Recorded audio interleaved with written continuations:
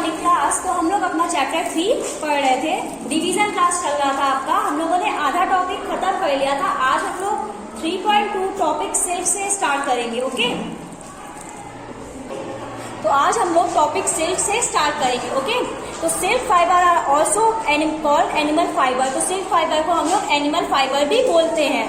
Self form spin the self fibre. Self form एक जो animal होता है, इंसेक्ट होता है, वही सेल्फ फाइबर को ऑब्टेन करता है या बनाता है, हम भी बोल सकते हैं। The rearing of self form for obtaining self is called sericulture. जब हम लोग सेल्फ फॉर्म से सेल्फ ऑब्टेन करते हैं, उस प्रोसेस को हम लोग बोलते हैं सेरीकल्चर। ठीक है, अच्छी डेफिनेशन है, आपके एग्जाम्स में भी आ सकती है। तो क्या है?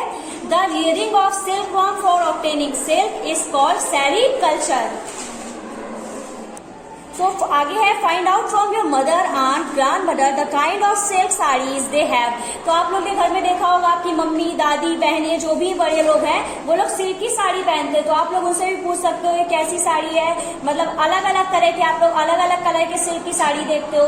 तो अलग अलग कलर के सिल्क की साड़ियां होती हैं, अलग अलग तरह का भी होता है, कोई मोटा होता है, कोई महीन होता है। तो वो अलग अलग वैरायटी के सिल्क होते हैं। ठीक है, before we discuss the process of obtaining silk, it is necessary to know the interesting life history of silk moth. तो अब हम लोग पढ़ेंगे लाइफ हिस्ट्री, मतलब लाइफ साइकिल है सिल्क मोथ की, वो कैसे होता है, आपको पूरा हम लोग उसके बारे में जानेंगे। ठीक है, तो लाइफ हिस्ट्री पढ़ते हैं सिल्क मोथ की, बहुत इंपॉर्टेंट है, अच्छे से पढ़िएगा, इसको सुनिएगा। ठीक है, the female silk moth lays eggs from which hatch larvae which are called caterpillars और सिल्क वॉर्म। जो फीमेल सिल्क वॉर्म होती है, सिल्क मोथ होती है, वो क्या करती है, बहुत सारे अंडे देती है, जिससे जो छोटे छोटे अंडे, जो छोटे बच्चे निकलते हैं, उनको हम लोग कैटरपिलर या फिर सिल्क वॉर्म बोलते हैं। ठीक है, they grow in size and when the caterpillar is ready to enter the next stage of its life history is called pupa. फिर वो लोग क्या करते हैं, जो छोटे छोटे बच्चे निकलते हैं वो ग्रो होते हैं, और जब कैटरपिलर अपनी नेक्स्ट स्टेज में जाता है, तो जो दूसरी स्टेज होती है उसको हम लोग बोलते हैं प्यूपा। तो सेकेंड स्टेज होती है जो कैटरपिलर की, उसको हम लोग क्या बोल रहे हैं, प्यूपा बोल रहे हैं। ठीक है, उसके बाद it first weaves a net to hold itself. तो क्या करता है, अपने आसपास एक नेट बुन करता है, जैसे हम लोग अपना घर बनाते हैं, उसी तरह से वो अपना क्या करता है, नेट बुन लेता है, जिसमें वो अच्छे से रह पाता है। ठीक है, तो वो क्या करता है, एक नेट बुन लेता है, then it swings it head from side to side in form the finger of its a. तो वो क्या करता है, 8 साइज में पूरा एक 8 बनाता है, अपने हेड से अपने लेग तक, पूरे अपने शरीर में एक 8 टाइप का बना लेता है, और वो पूरा अपना नेट क्या कर लेता है, बुन लेता है। During this movement of the head the caterpillar secrets fibre made of a protein which handles an explosive to air and becomes silk fiber। तो क्या करता है, जो वो सिल्क होता है, जो वो अपने ऊपर जाल बुनता है, उसी से हम लोग को क्या मिलता है, सिल्क फाइबर मिलता है। ठीक है, soon the caterpillar completely cover itself by silk fiber forms into pupa। This covering is known as cocoon। तो जब हम लोगों ने पढ़ा था अभी सेकेंड स्टेज जो सिल्क वॉर्म की थी, तो वो क्या थी, प्यूपा थी। तो जब पूरा वो अपने ऊपर वो जो जाल होता है वो पूरा बुन लेता है, तो वो क्या हो जाता है, प्यूपा बन जाता है, और वो पूरे जाल को जो बुन लेता है उसको हम लोग क्या बोलते हैं, कोकून बोलते हैं। क्या बोलते हैं बेटा, कोकून बोलते हैं। जो उसकी कवरिंग होती है, जो मतलब जिससे वो ढका होता है, उसको हम लोग बोलते हैं कोकून। ठीक है, तो अगर क्वेश्चन आ जाए कोकून क्या है, तो the covering of silk worm is called cocoon. ठीक है, उसके बाद the further development of the pupa into moth continues inside the cocoon. फिर जब प्यूपा से वो सिल्क मोथ का वो उसी के अंदर रहे वो प्यूपा से सिल्क मोथ में डेवलप होता है। ठीक है, फिर silk fibre are used in weaving sari cloth, silk cloth. Can you imagine that the soft silk yarn is as strong as comparable thread of steel? तो बेटा आपका जैसे जो नॉर्मल धागे होते हैं, उसको आप थ्रेड को ऐसे नोचो, ऐसे करते हो तो वो टूट जाता है, लेकिन जो सिल्क का धागा होता है वो जल्दी नहीं टूटता है, वो बहुत ही ज्यादा टाइट होता है। ठीक है, the silk yarn thread is obtained from the cocoon of the silk moth। अभी हम लोगों ने पढ़ा था, वो सिल्क मोथ के कोकून से हमारा सिल्क फाइबर हमें मिलता है। ठीक है, There is a variety of silk moth which looks like very different one another, and the silk yarn they yield is different in texture, coarse, smooth, shiny, etc. Thus, laser silk, muga silk, losa silk, etc. are obtained from cocoon spun by different type of moths.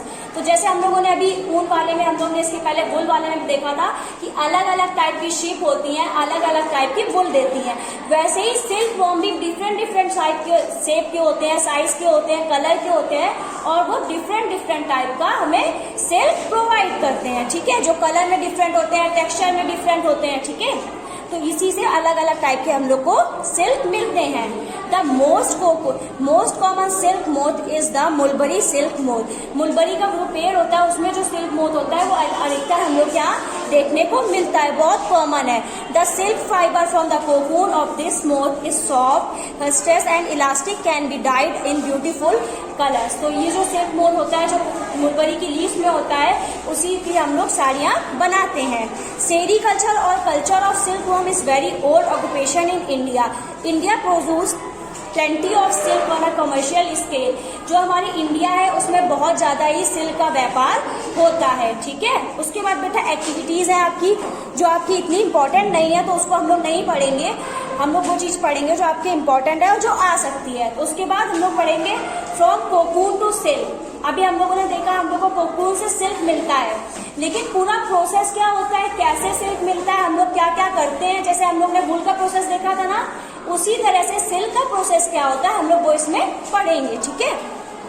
So for obtaining silk moth are reared and their cocoon are collected to get silk thread. तो हम लोग क्या करते हैं, जो हमारा silk moth होता है उसको लाते हैं, फिर उससे हम लोग क्या करते हैं, कोकून निकालते हैं, फिर कोकून से हम लोग सिल्क थ्रेड बनाते हैं। तो रियरिंग सिल्क वॉर्म, रियरिंग करना जैसे हम लोग शिप की रियरिंग कर रहे हैं उसी तरह से हम लोग सिल्क वॉर्म की भी रियरिंग करते हैं। Female silk moth less hundreds of egg at a time. जो फीमेल सिल्क मोथ होती है वो क्या करती है, एक बार में 100 से भी अधिक अंडे देती है, ठीक है। The eggs are stored carefully on strip of cloth और paper and sold to silk worm fibre. तो क्या होते हैं, जो फार्मर्स होते हैं वो लोग सिल्क वॉर्म को खरीदना भी चाहते हैं, तो जो सिल्क वॉर्म की जो पालन करते हैं, अभी हम लोग ने पढ़ा था स्टार्टिंग में, जो सिल्क वॉर्म को पालते हैं वो लोग बहुत अच्छे से सिल्क वॉर्म के अंडे को रखते हैं, फिर उनको क्या करते हैं, बेचते हैं, ठीक है। The farmer keep egg under hygiene conditions. तो अगर आप लोग देखते हो जो हम लोग की दवाएं होती है उसमें भी लिखा रहता है कि keep in cool and dry place. तो उसी तरीके से जो अंडे होते हैं उनको भी ऐसी कंडीशंस में रखा जाता है कि अंडे हमारे फूटे नहीं, बेकार ना हो, कहीं ऐसा ना हो कि हम अंडे कहीं भी, ऐसा तो नहीं कि हम लोग कहीं भी फेंक देंगे, कोई बच्चा आएगा उसके ऊपर पैर रख दिया तो बेकार हो जाएगा। तो उसको उसी कंडीशंस में रखा जाता है जिसमें कि वो अंडा सर्वाइव कर सके, ठीक है। The egg are warm to suitable temperature for a larva to hatch the egg. तो egg को कहाँ रखा जाता है, वार्म टेम्परेचर में, गर्म जगह में रखा जाता है, ठंडी जगह में नहीं रखा जाता है।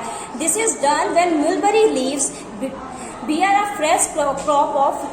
तो अभी हम लोगों ने पढ़ा था जो मुलबरी लीव्स होती हैं उसमें हम लोग का क्या होता है, सिल्क वॉर्म होता है, ठीक है।